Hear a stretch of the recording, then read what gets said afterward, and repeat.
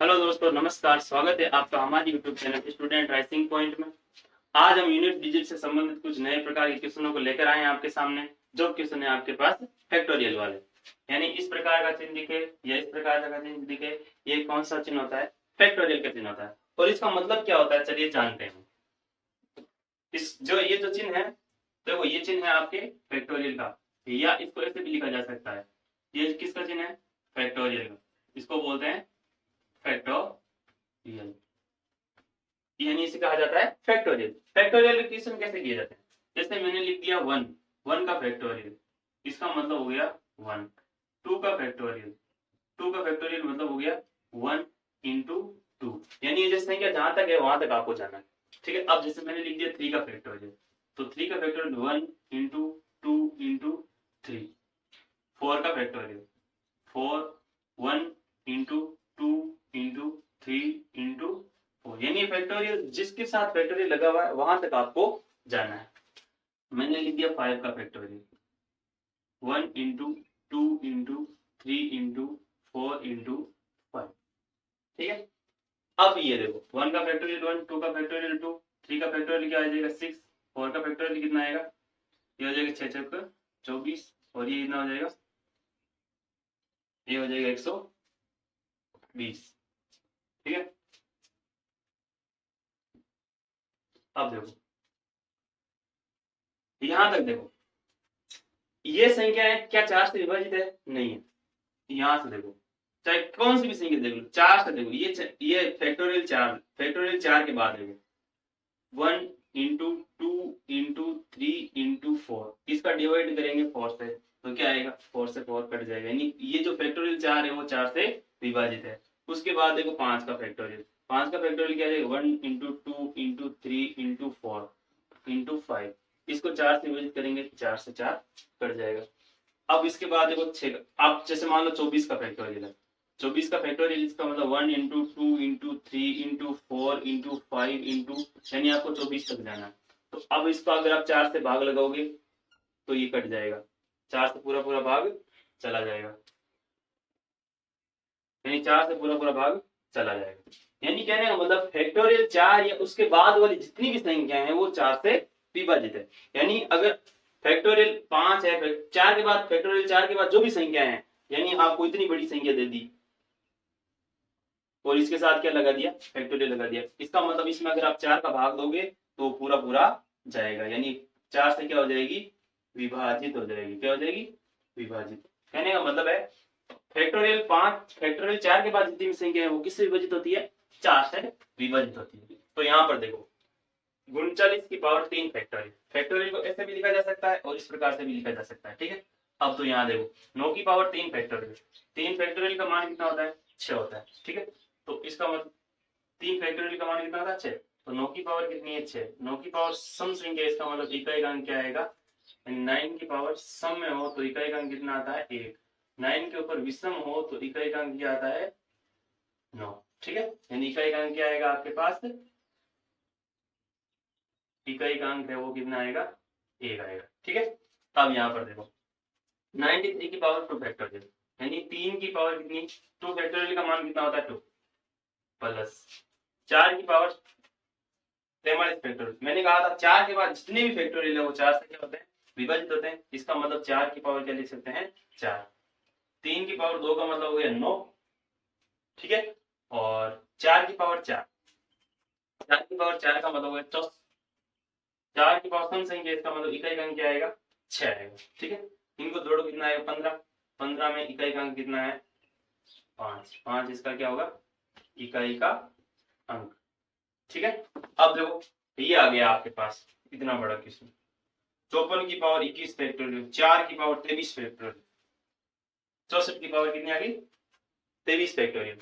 तो क्या करेंगे, चार के ऊपर 21 फैक्टोरियल, 21 फैक्टोरियल मैंने क्या कहा था, चार के बाद जितने भी फैक्टोरियल होते हैं वो क्या होता है, चार से विभाजित होते हैं। तो इसके ऊपर क्या ले सकते हैं, चार की पावर चार। ठीक है। इंटू, इंटू है तो इंटू लगा लो, चार की पावर कितनी है, 23 फैक्टोरियल। 23 फैक्टोरियल इसका मतलब ये चार से क्या है, विभाजित है। चार की पावर सम संख्या हो तो छह, यहाँ पर भी चार की पावर सम संख्या छह, यानी छह छह 36, इकाई का अंक कितना आएगा, ठीक है। अब आपके पास एक क्वेश्चन और लेते हैं, जैसे 1 2 3 4 5 6 7 8 9, इसके ऊपर पावर है 1 2 3 4 5 6 7 8 9, इसका फैक्टोरियल। कितनी बड़ी संख्या आ गई। तो आपको घबराने की कोई जरूरत नहीं। जैसे देखो ये इतनी बड़ी संख्या है और इसके साथ क्या लग गया फैक्टोरियल।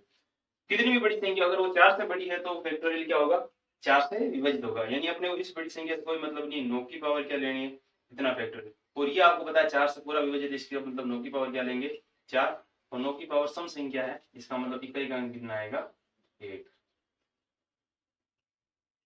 ठीक है, ये इसका इकाई अंक आएगा। आप इसका स्क्रीनशॉट लेना चाहो ले सकते हैं। चलिए देखते हैं फैक्टर से संबंधित कुछ इस प्रकार के सवाल। जैसे 3 की पावर 234 सॉरी 973 की पावर 234 फैक्टोरियल और 274 की पावर 973 फैक्टोरियल, इस प्रकार की संख्या आ गई। तो हमने क्या कहा, 3 की, अब अपने को इस संख्या से कोई मतलब नहीं, इस संख्या से कोई मतलब नहीं, अपने ऊपर 3 की पावर कितनी है, कितनी बड़ी फैक्टोरियल। मैंने कहा था 4 से बड़ी फैक्टोरियल आती है, इसको अब 4 से विभाजित हो जाता है, इसका मतलब ये 4 से विभाजित है, इसका मतलब क्या लेंगे, 4 लेंगे इंटू, यहाँ पर 4 की पावर कितनी है, कितनी बड़ी फैक्टोरियल। ठीक है, अब तो आपको क्या करना है, 4, ये 4 से विभाजित है, इसका मतलब ये 4 से विभाजित है, इसका मतलब 4 की पावर क्या लेनी है, 4। 3 की पावर 4 81, 81 का इकाई का 1, 4 की पावर सम संख्या इकाई का अंक 6, यानी टोटल कितना इसका इकाई का अंक आएगा, वो आएगा आपके पास 6। ज्यादा कोई कैलकुलेशन करने की आपको जरूरत नहीं है, बस फैक्टोरियल फैक्टोरियल दिख रहा है, इसका मतलब 4 ले लेना उसका प्रकार।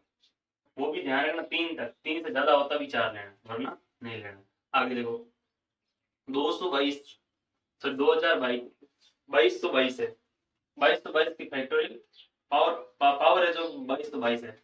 अब देखो अपने को लेना है 2 की पावर, ये फैक्टोरियल 2222 है, ये 4 से विभाजित है, इसका मतलब 4 लेना प्लस, ये हो गया 4444, इसकी पावर फैक्टोरियल 4444। तो अपने को इस संख्या से कोई मतलब नहीं है, 4 इसकी, ये 4 से विभाजित है, इसका मतलब ये 4 लिख दिया। ठीक है, 2 की पावर 4 का मतलब हो गया 16, 16 का इकाई हो गया 6, 4 की पावर सम संख्या इकाई का अंक 6, 6 6 12, 12 में इकाई का अंक कितना हो गया, 2।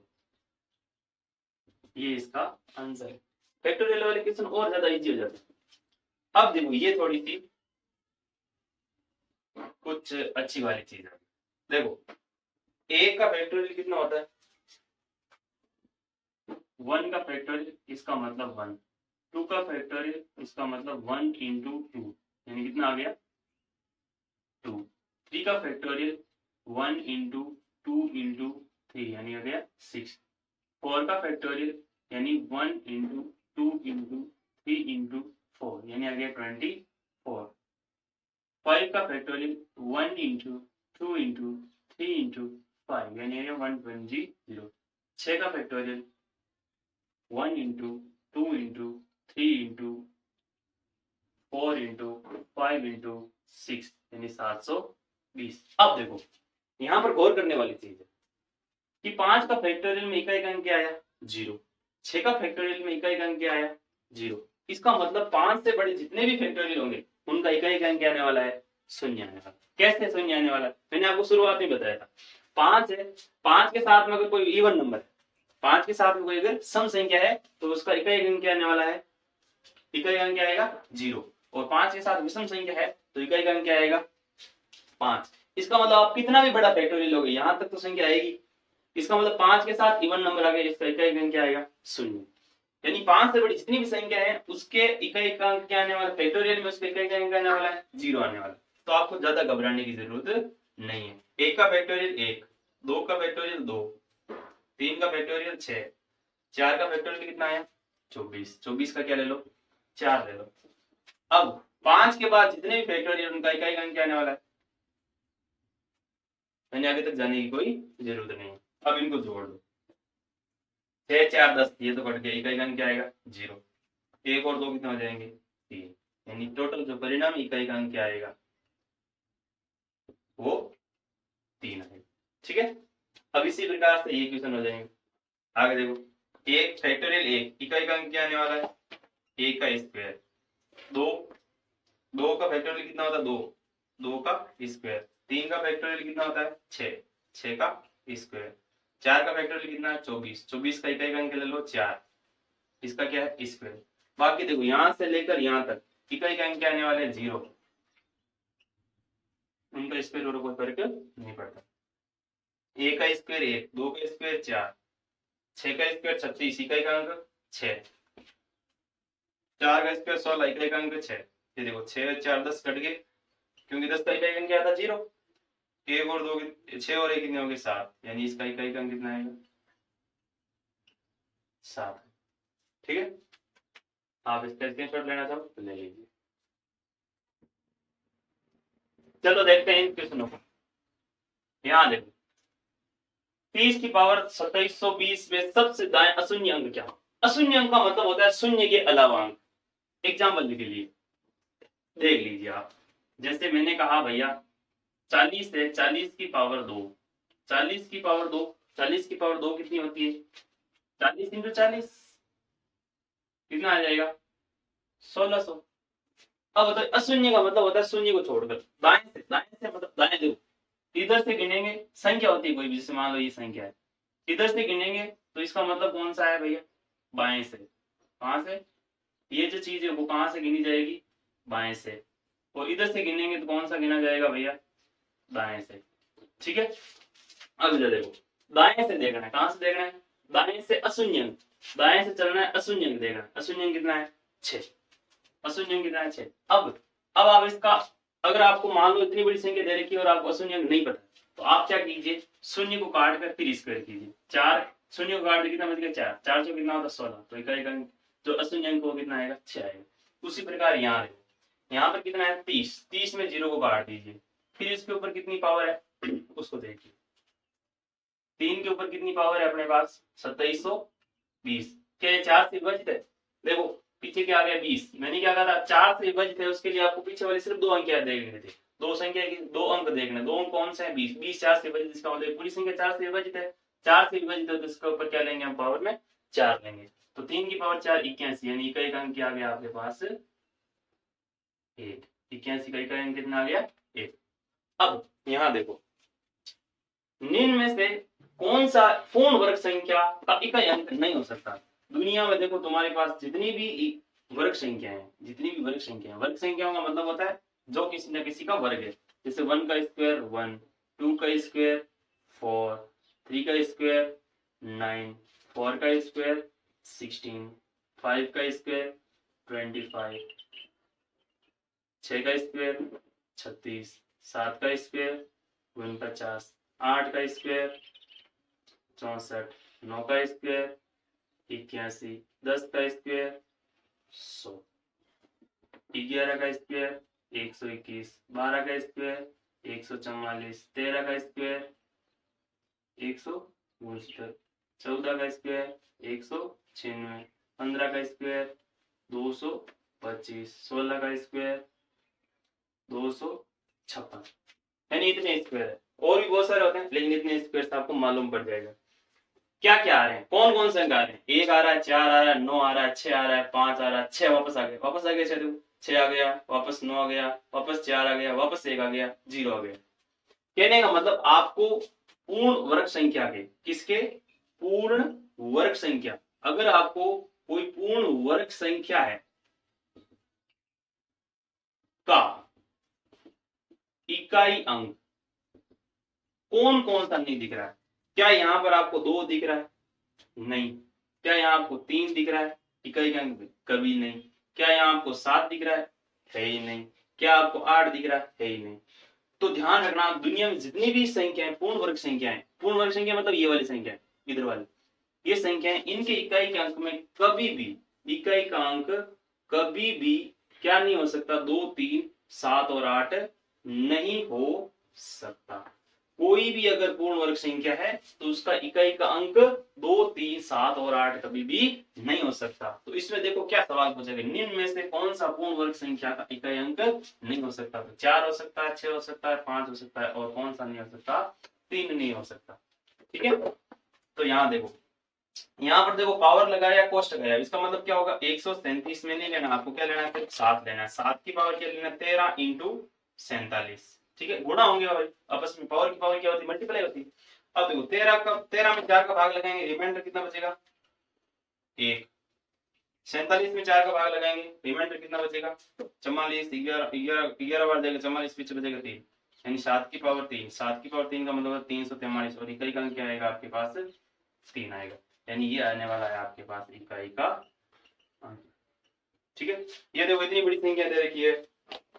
अब देखो आपको बाकी सारी संख्याओं से कोई मतलब नहीं, बीच में गुणा है इन दो संख्याओं को। देखो 5 का कुछ भी इकाई अंक रख लो क्या आएगा 5, और 6 का कुछ भी इकाई अंक रख लो क्या आएगा 6। अब मैंने कहा ये क्या है 5, 5 के साथ क्या आ गई सम संख्या, 5 के साथ सम संख्या आती है तो उसका इकाई अंक क्या आएगा 0, और 0 को सारी संख्या से गुणा करेंगे तो कितना आ जाएगा, यानी इसका जो इकाई का अंक है वो कितना आएगा 0, ठीक है। ले लीजिए इसका स्क्रीनशॉट। आज के लिए इतना ही, बाकी कल देखेंगे। धन्यवाद।